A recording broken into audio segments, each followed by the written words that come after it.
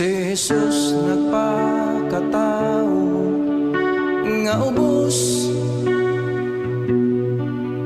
dito sa pasungan nga iyang natawhan. Siya gibakbakan sa mga dagami,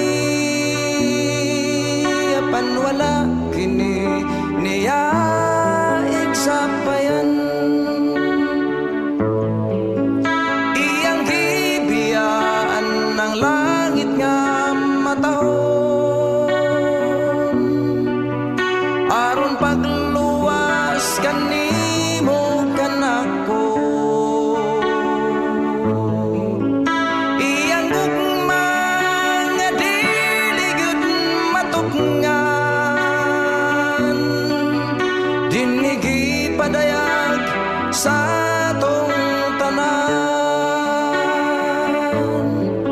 Si Jesus nagpaubos dito sa hukmanan, gibutang-butangan sa mga katawhan. Siya gibunalan sa kilid gidughang, apan iyang gidawat kini